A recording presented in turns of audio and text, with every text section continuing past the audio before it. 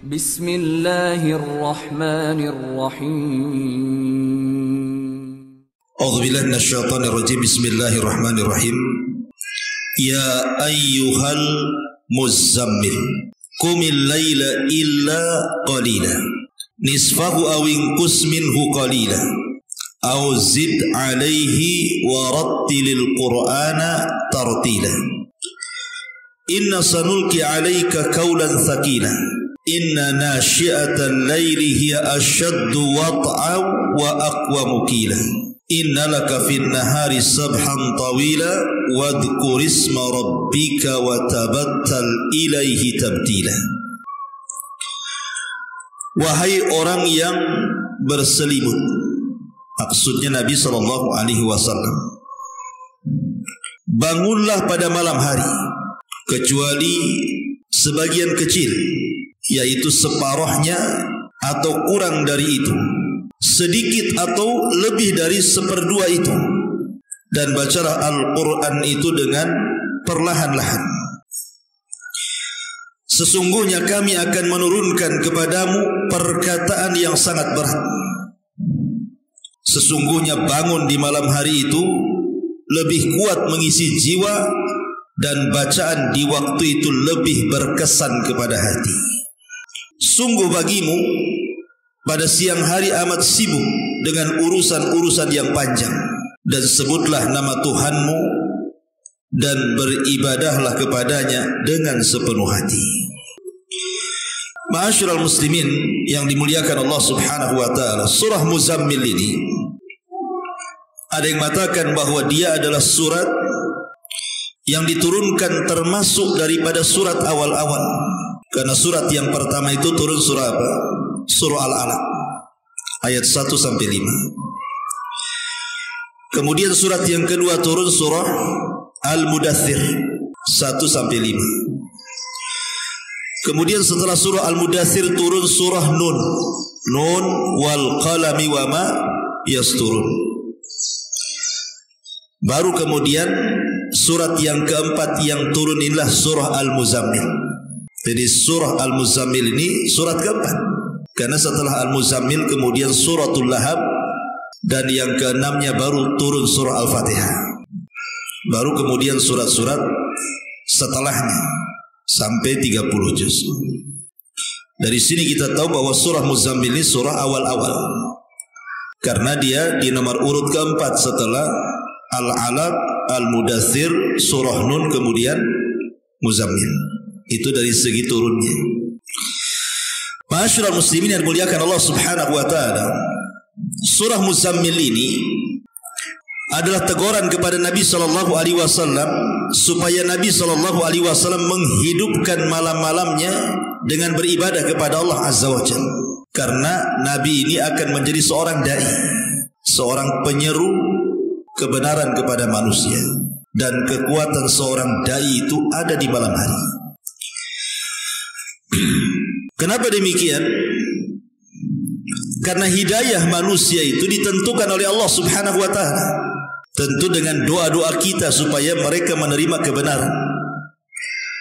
Dan doa yang paling mudah dipanjatkan dan diterima Allah Subhanahu wa taala adalah doa di sepertiga malam akhir. Kenapa demikian? Karena Allah turun di sepertiga malam akhir itu. Sebagaimana hadis yang ma'ruf, yanzilu rabbuna ila sama'id dunya fi kulli thuluthil lailil akhir wa dzalika kulla lailatin. Jadi Allah itu turun pada sepertiga malam akhir, dan itu setiap malam. Kemudian Allah Subhanahu wa taala akan mengatakan kepada hamba-hambanya, man yad'uni fa astajibalah, wa man yas'aluni fa u'tiyah, wa man yastaghfiruni fa aghfiralahu. Siapa yang berdoa, ku kabulkan. Siapa yang minta, ku beri permintaannya. Siapa yang minta ampun, ku ampuni dosa-dosanya. Setiap malam Allah menawarkan 3 perkara ini. Makanya kenapa Nabi SAW diperintah Allah untuk mendekatkan diri di malam hari. Karena itulah modal seorang dai, modal seorang thalabatul ilmi. Ma'asyiral muslimin yang dimuliakan Allah Subhanahu wa taala. Di sini Allah Subhanahu wa taala katakan ya ayyuhal muzammil, wahai orang yang berselimut. Maksudnya Nabi sallallahu alaihi wasallam, lihat bagaimana Allah memanggil Nabi kita. Tidak pernah dalam Quran ada panggilan ya Muhammad, tidak ada. Tetapi di Quran itu selalu panggilannya kepada Rasul mesti ya ayyuhan nabi, ya ayyuhar rasul, ya ayyuhal muddathir, ya ayyuhal muzammil. Selalu dalam Quran itu tidak ada langsung menyebut ya Muhammad. Beda dengan nabi-nabi yang lainnya, Allah Subhanahu wa taala menyebut namanya. Ya Musa, ya Isa, ya Ibrahim, ya Daud. Selalu kita lewat dalam Quran itu Allah menyebut namanya langsung. Dan ini sebuah kemuliaan. Allah Subhanahu wa taala tidak menyebut namanya, tapi menyebut gelarnya. Di sini Allah mengatakan ya ayyuhal muzammil qumil laila illa qalila. Bangunlah di malam hari. Bangunlah di malam hari kecuali sebagian kecil. Nisfahu awin qus minhu qalila aw zid alaihi wa rattilil qur'ana tartila. Jadi Nabi SAW disuruh untuk menghidupkan malam itu dengan dua cara. Pertama, separuh tidur, separuh menghidupkan malam. Nisfahu artinya separuh tidur sampai separuh malam, kemudian dari separuh malam bangun sampai fajar. Nisfahu awingkus minhu qalilan aw zid. Allah mengatakan atau kau tambah nggak apa-apa. Kalau ditambah dari separuh berarti menjadi 2/3. Karena malam itu kan dibagi 3. Ada sepertiga malam awal, ada sepertiga malam tengah, ada sepertiga malam akhir. Dan malam itu dimulai dari terbenamnya matahari sampai terbit fajar. Berarti sepertiga malam awal dari maghrib ke isya, sepertiga malam tengah dari isya ke pertengahan malam, baru kemudian sepertiga malam akhir sampai fajar. Jadi Nabi SAW diperintahkan Allah untuk tidur separuh malam atau 2/3 malam. Karena di sini Allah mengatakan nisfahu awingkus minhu qalila aw zid alaihi. Boleh kau tambah dari separuh itu menjadi sedikit lagi. Kata para ulama maksudnya Nabi SAW boleh tidur di waktu malam itu, menghabiskan waktunya separuh malam atau 2/3 malam. Baru setelah itu bangun. Berarti cara tidurnya Nabi SAW habis tidur, kemudian jam 12 bangun, kemudian tidak tidur lagi sampai fajar, atau dilebihkan 2/3 mungkin sampai jam 2, baru kemudian setelahnya bangun sampai fajar. Itu cara tidur Nabi. Kalau cara tidur kita kan tidak. Ya, memang tidurnya jam 11, bangunnya adzan subuh, yang bangun, yang tak bangun bablas.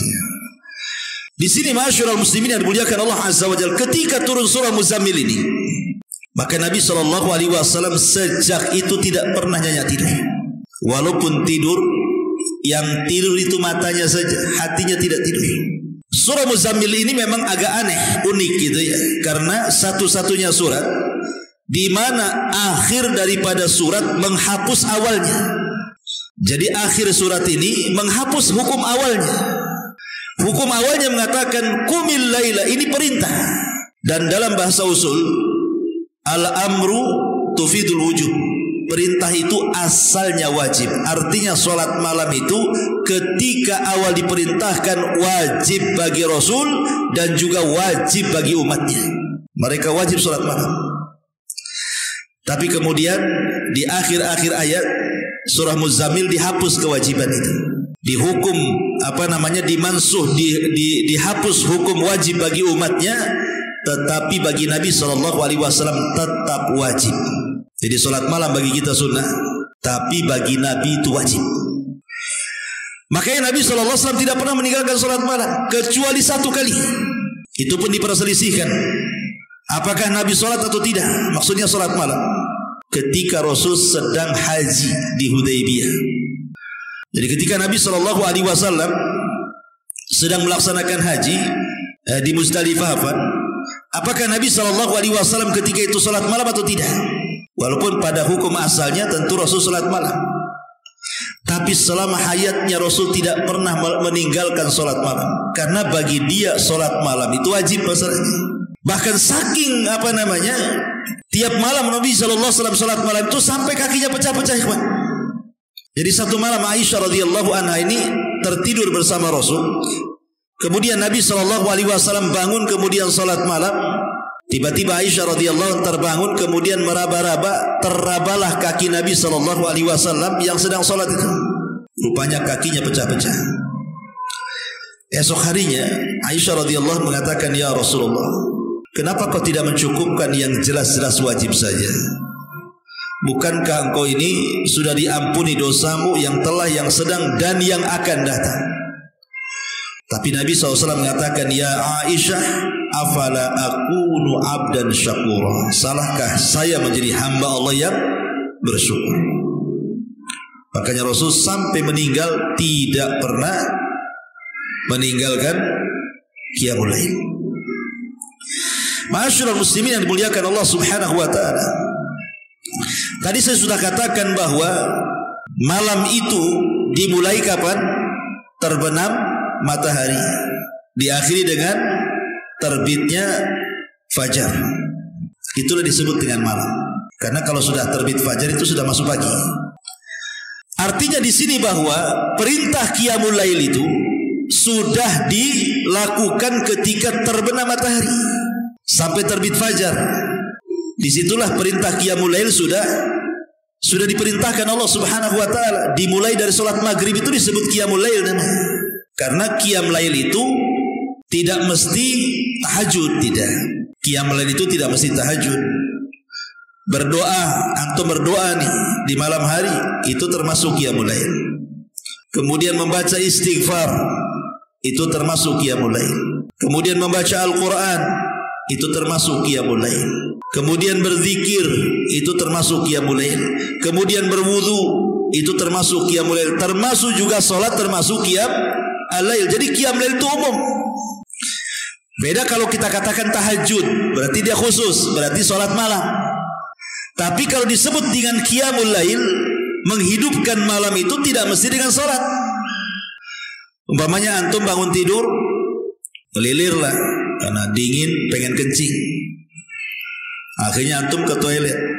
Sebelum antum tidur lagi, antum sempatkan berwudu. Berarti antum sudah melaksanakan qiyamul lail walaupun hanya berwudu, gitu maksudnya. Ataupun hanya berzikir, atau hanya membaca Al-Quran tidak lama, ataupun membaca istighfar dan begitu seterusnya, itu sudah dianggap qiyamul lail itu. Ataupun sholat malam, karena qiyamul lail itu kan umum, beda dengan tahajud khusus ya. Makanya orang yang kemudian melaksanakan sholat isya berjamaah, kemudian juga ditutup dengan sholat subuh berjamaah, seolah-olah antum menegakkan qiyamul lail dari awal sampai akhir. Perhatikan hadis Nabi. Nabi SAW mengatakan, hadis dalam yang dikeluarkan Imam Abi Dawud, "Man shallal isya fi jama'atin kana ka qiyami nisfi lailin, wa man shallal isya wal fajra fi jama'atin kana ka qiyamil laili kulli." Barang siapa yang sholat isya berjamaah, seolah-olah dia menghidupkan separuh malam. Tapi barang siapa yang sholat isya berjamaah plus dengan subuh berjamaah, maka seolah-olah anda menghidupkan malam itu dengan qiyamul lail. Kenapa? Karena sholat isya berjamaah separuh malam kita dapat, sholat subuh berjamaah separuh malam. Jadi kalau digabungkan jadi satu malam suntuk, seolah-olah kita ini tidak tidur beribadah.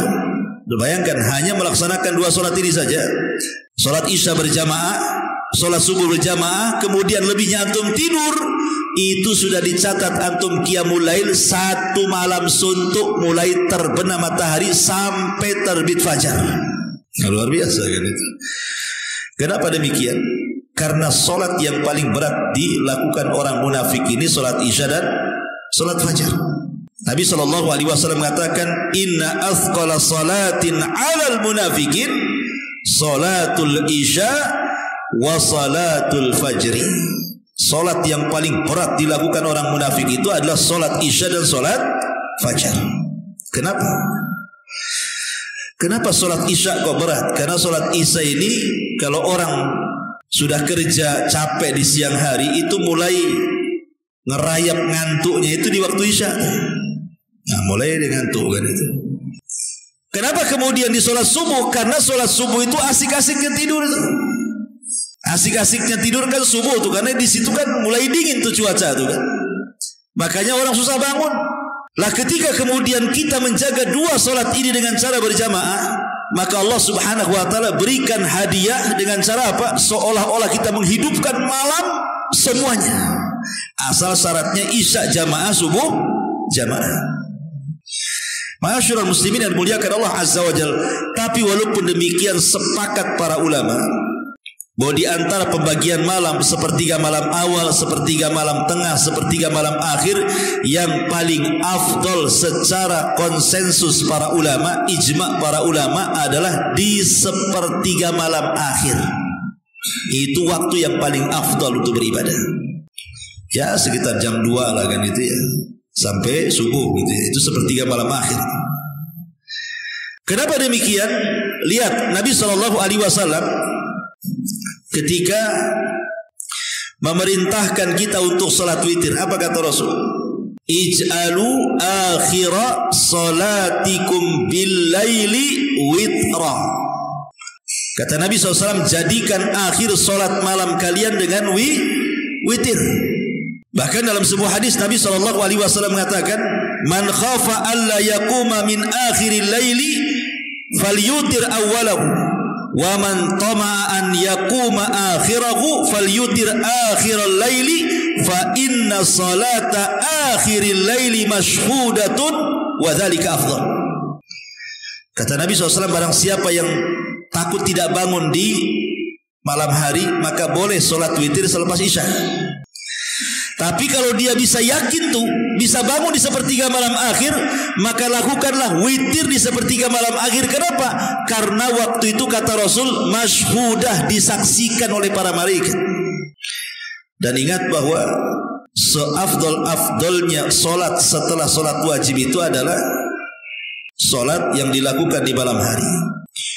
Dan solat yang dilakukan di malam hari yang paling afdol, tahajud dengan witir itu adalah witir. Itu yang paling afdol dari semua solat sunnah. Solat witir itu solat yang paling afdol setelah solat wajib. Dan solat witir itu solat yang paling singkat dibandingkan semua solat sunnah. Walaupun demikian tetap yang paling afdol tuh. Kenapa? Karena witir itu bisa dilakukan 1 rakaat. Dan antum bisa memilih surat yang paling pendek. Inna a'tayna, selesai 1 rakaat saja. Habis isya umpamanya kan, pulang ke rumah karena takut nanti nggak bangun tengah malam atau nggak bangun sepertiga malam, ya sudah sholat 1 rakaat. Kita sudah melaksanakan sholat yang paling afdol setelah sholat wajib itu. Sholat witir itu singkat, padat, tapi paling afdol. Tapi walaupun demikian, jarang orang melakukan witir kecuali Ramadan. Karena habis tarawih witir kan gitu ya. Ramadan aja orang tuh witir. Kok di Ramadan mana mau orang salat witir? Kecuali orang-orang yang dirahmati Allah Subhanahu wa taala saja. Ma'asyiral muslimin yang dimuliakan Allah Subhanahu wa taala. Bahkan salat malam ini ikhwan, disebutkan dalam hadis Nabi SAW mengatakan dia adalah da'bus salihin, kebiasaan orang-orang saleh, bahkan para nabi. Solat malam yang paling dikenal adalah solat malamnya Nabi siapa? Nabi Daud. Nabi Daud itu punya solat khusus, punya puasa khusus. Kalau puasanya disebut puasa Daud, kalau solat malamnya disebut solat malam Daud. Nabi SAW mengatakan dari hadis Abdullah ibn Amr ibn As radhiyallahu an, Rasul bersabda, ahabbus salati ilallah salatu Daud. Salat yang paling dicintai Allah adalah salatnya Nabi Daud. Wa ahabbus siyam ilallah siyamu Daud. Begitu juga puasa yang paling dicintai Allah adalah puasa Daud. Bagaimana dia solat malamnya? Kana yanamu nisfal laili wa yaqumu thuluthahu wa yanamu sudusahu wa yasumu yauman wa yuftiru yauman. Beliau tidur setengah malam, kemudian bangun qiyam lail sepertiga malam, dan tidur lagi 1/6 malam. Kemudian beliau berpuasa selang-seling, 1 hari puasa 1 hari tidak. Dari sini kita tahu bahwa solat malam itu kebiasaan para nabi, termasuk Nabi Daud di sini, dan juga kebiasaan orang-orang soleh. Solat malam itu kebiasaan orang-orang soleh. Ma'asyiral muslimin yang dimuliakan Allah Azza wa Jalla. Tetapi sekali lagi bahwa menghidupkan malam tidak mesti harus dengan solat. Kadang ada orang kan waktunya iqbal, ada waktunya idbar. Hati itu kadang-kadang semangat, kadang-kadang futur kan gitu. Kalau lagi semangat mungkin solatlah kita. Tapi kalau tidak semangat solat, qiyam lail itu tidak mesti solat. Antum bisa baca Quran, itu disebut qiyamul lail. Atau semata-mata antum berwudu, itu sudah qiyamul lail tuh. Atau antum berzikirlah habis bangun tidur itu, antum berzikir, membaca doa habis tidur umpamanya, alhamdulillahilladzi ba'dama amatana wa ilaihi Allah, alhamdulillahilladzi ahyana ba'dama amatana wa ilaihi nusyur. Kemudian antum bertasbih, bertakbir, bertahlil, subhanallah, alhamdulillah, begitu seterusnya. Antum sudah dianggap qiyamul lail. Perhatikan satu hadis yang sering saya sampaikan. Nabi mengatakan, yaqidu syaitan ala qafiyati ra'si ahadikum idza huwa nam salasa uqadin.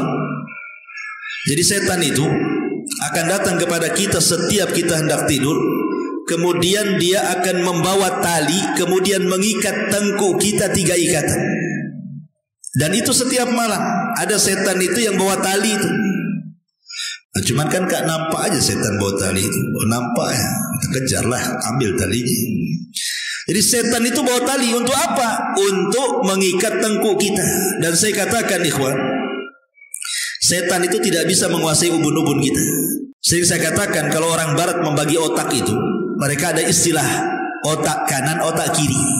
Itu kalau barat membagi otak.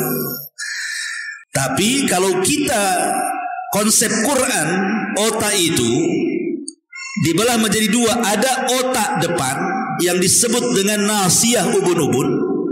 Ada otak belakang yang disebut tengkuk. Tapi ada juga yang ngomong tak ada otak kau katanya. Padahal semua orang ada otak. Ada orang ngomong gitu tuh, tak ada otak katanya. Semua manusia ada otaknya. Jadi otak itu ada depan, ada belakang. Itu konsep Quran tuh. Lah, setan itu tidak bisa menguasai otak depan. Namanya nasiyah, karena Allah mengatakan nasiyatin biyadi, ubun-ubun manusia itu ada di tanganku. Maka lihat ketika setan bersumpah di hadapan Allah untuk menggoda Bani Adam, saya akan goda mereka dari arah kanan, dari arah kiri, dari depan, dari belakang. Tapi dia tidak mengatakan dari atas. Kenapa? Karena ubun-ubun tidak bisa dikuasai setan. Setan itu hanya bisa menguasai tengkuk kita. Dari belakang dia nggak gentle dia main belakang dia mengikat belakang aja dia. Diikat tuh. Berapa ikatan kata Rasul? Salasu uqadin, 3 ikatan. Kullu uqdatin makana alaika lailun tawilun. Setiap setan itu mengikat tengkuk kita 1 ikatan tuh, maka setan akan memantra-mantrai itu dengan mengatakan lailun tawilun farqud, malam masih panjang, tidur. Nah, itulah mantranya setan tuh. Kemudian diikat lagi, ngomong gitu lagi, maka naha alaika lailun tawilun, tetaplah kau tidur, nyenyak-nyenyakkanlah, nyaman-nyamankanlah, malam masih panjang. Itu mantra keduanya. Diikat lagi yang ketiga, sama juga mantranya kayak gitu tuh. Tidur, tidur, itu mantranya tuh. Mantranya setan. Pada ada subuh masih di mantra-mantra aja. Tidur, tidur, oh iya si malam. Gimana nggak malam? Ya. Gorden hitam, lampu mati dan ini gelap semua. Alarm sengaja tadi dihidupin baru dibanting sama dia. Jadi setan itu senantiasa membuat kita tidak bangun tidur. Tetapi kata Nabi SAW, kalau dia terbangun nih, seorang yang beriman, kemudian dia fadzakarallah, pertama dia berzikir kepada Allah, hilang 1 ikatan. Dia langsung bangun, kita berdoa, Alhamdulillahilladzi ahyana ba'da ma amatana wa ilaihin nusyur. Zikir itu hilang satu ikatan. Kemudian setelah dia berzikir, ambil air, berwudu dia. Kata Rasul, wa idza tawaddaa halat uqdatun. Apabila dia berwudu, hilanglah dua ikatan. Kemudian habis wudu, salat dia. Wa in shalla halat uqdatun. Apabila dia salat, maka tiga ikatan hilang tiga-tiganya. Dari sini kata para ulama menunjukkan apa? Di sini ada zikir, ada wudu, ada salat. Jadi qiyam lail itu tidak mesti salat kan itu ya.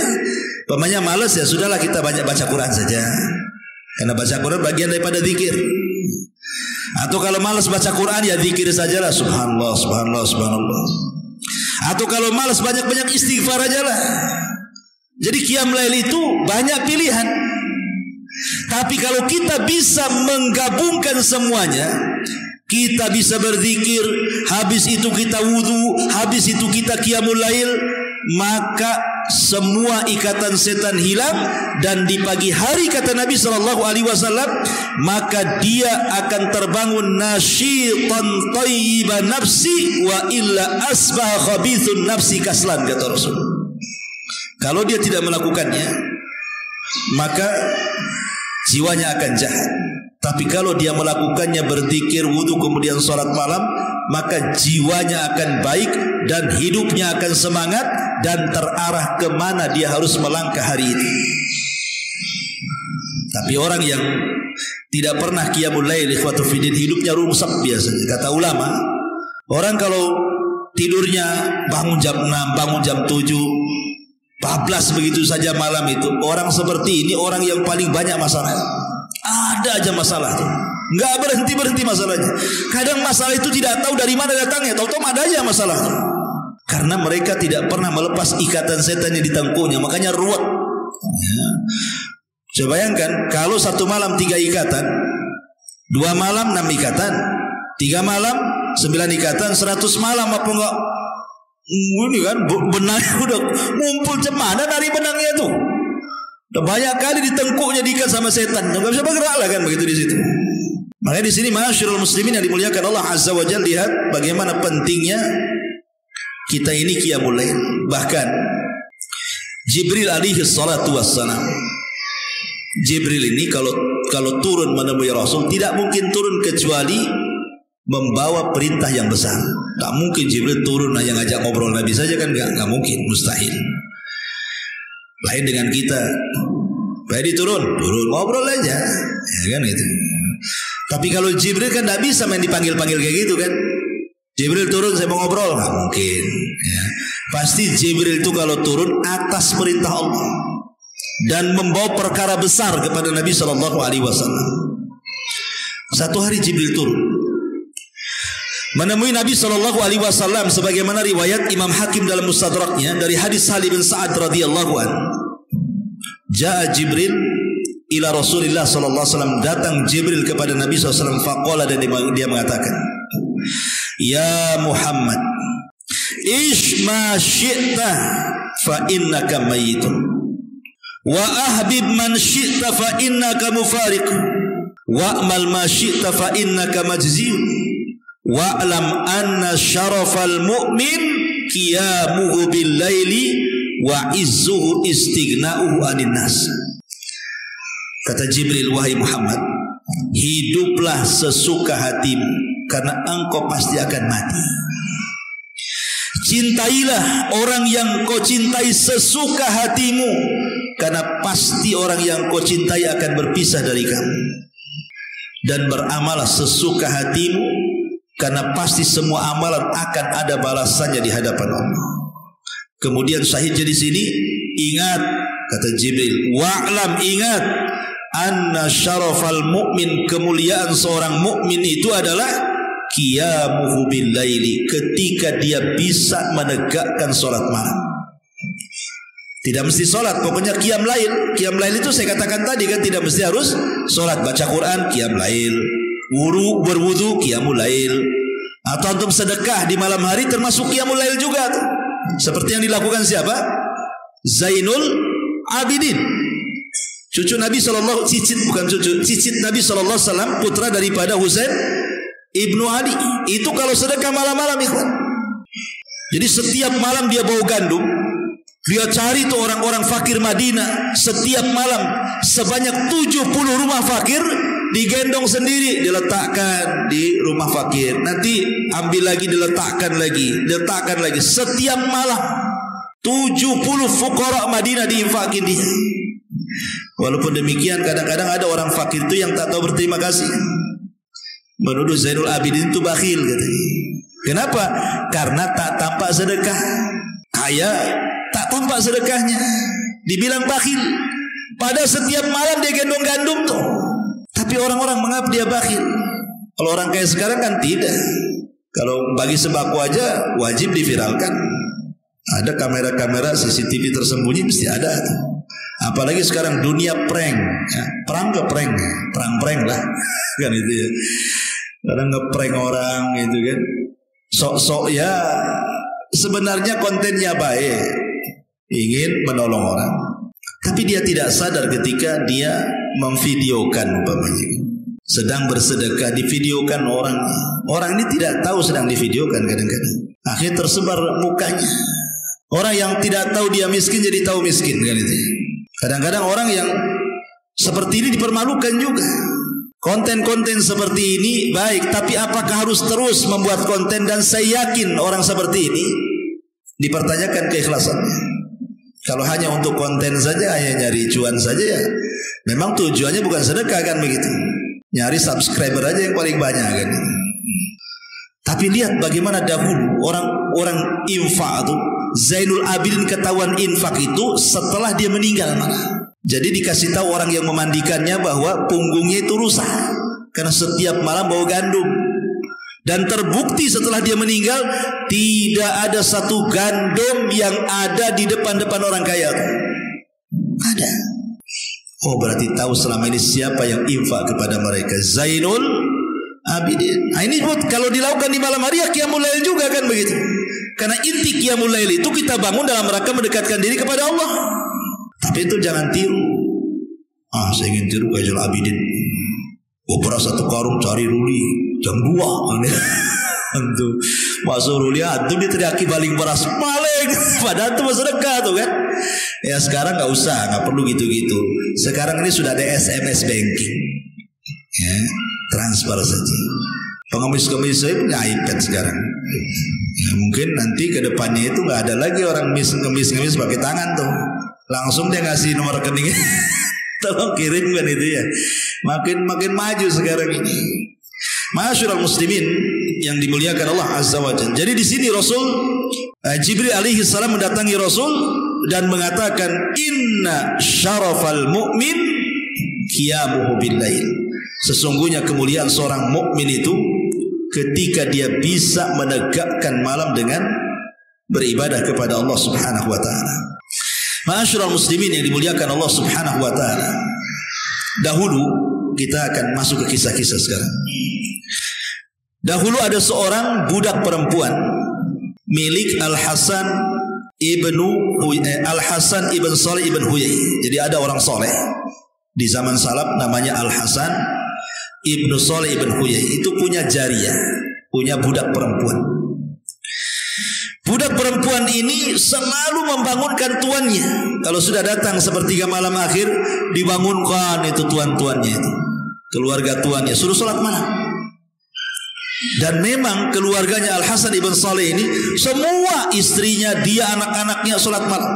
Dan yang membangunkan ini biasanya budak wanitanya ini. Nanti kalau sudah semua tuan-tuannya sholat, baru dia sholat. Entah kepepet ekonomi Al-Hasan ibn Salih ini, akhirnya dijualah budak wanita ini. Padahal itu sebagai alarm dia, kan itu, yang selalu membangunkan tiap malam kan budaknya tuh. Dijual nih budak ini, dijual kepada keluarga yang tidak pernah sholat malam. Ya sholat subuh, tapi tidak pernah sholat malam. Jadi budak ini selalu sepertiga, karena kebiasaannya di keluarga Al-Hasan ibn Salih ini, kalau datang sepertiga malam maka dia menggedor pintu kamar tuannya. Wahai tuan, bangun, waktunya sholat. Wahai tuan, bangun, waktunya sholat. Jadi di keluarga baru ini, dia selalu membangunkan, tapi tidak ada satupun yang bangun. Tidak ada satupun yang bangun. Kemudian ditanya, apa kalian tidak pernah sholat malam? Iya, kami tidak pernah sholat malam, kami cukupkan dengan subuh saja, katanya. Dari situ dia menangis. Kemudian mencela dirinya. Dia datang kepada majikannya yang pertama, namanya Hasan ibn Saleh itu, dan mengatakan, kenapa engkau jual kepada ila qaumin su', katanya. Kenapa kau jual kepada keluarga yang jelek akhlaknya, katanya. Kata Hasan ibn Saleh, kenapa emangnya? Hum la yusalluna bil lail. Mereka tidak pernah sholat malam. Bayangkan orang dulu, orang gak sholat malam itu dibilang keluarga jelek. Orang dulu gitu ya, orang salaf itu kalau tidak sholat malam dibilang keluarga jelek tuh. Kalau sekarang kira-kira apa sebutannya? Sekarang masih untung lah sholat subuh tuh, masih dibilang baik tuh. Baik orang itu, kenapa? Masih nampak subuh. Kalau sekarang turun derajatnya, yang penting subuh nampak ada baik kan itu. Tapi lihat ulama dulu, subhanallah ya. Ma'asyiral muslimin yang dimuliakan Allah azza wa jalla, Abu Hurairah radhiyallahu an dikisahkan, kana yaqumu thulutsal laili wa taqumu imra'atahu thulutsal laili, idza nama hadza qama hadza fayuhyuna al-laila jami'an. Abu Hurairah ini dia bangun duluan, kemudian sholat sepertiga malam. Setelah kemudian dia selesai sholat, dia bangunkan istrinya, kau sekarang gantian sholat, katanya. Nanti setelah kemudian istrinya sholat selesai, maka Abu Hurairah dengan istrinya sholat bareng-bareng. Itulah kebiasaan Abu Hurairah radhiyallahu anhu. Makanya Rasul mengatakan apa? Rahimallahu rajulan. Kata Rasul, rahimallahu rajulan. Semoga Allah merahmati seseorang, katanya. Qama minal laili wa aiqadha ahla. Dia bangun tengah malam, kemudian dia bangunkan istrinya. Kalau tidak bangun, dia ambil air diperciki wajahnya. Bangun. Wa rahimallahu imra'atan. Begitu juga Allah rahmati seorang wanita. Qamat minal laili wa aiqadat zawjaha. Dia bangun di tengah malam, dia bangunkan suaminya. Kalau tak mau bangun, dia ambil air diperciki di wajahnya. Bangun. Lihat, Allah mengatakan apa? Rasul mengatakan apa? Dua-duanya dirahmati Allah. Ini kalau suami istri seperti ini kan asik tuh ya. Dua-duanya dimantau. Ini enggak. Ini kalau antum diperciki air sama istri lagi tidur, mungkin istri merciki satu kobokan, antum pula banjur dia satu ember. Dibalas kan itu. Apa-apaan ini kan itu. Antum dibangunin ya. Karena kita tidak terbiasa sholat malam. Kalau terbangun malam itu kayaknya sayang. Sayang tidur lagi. Gitu.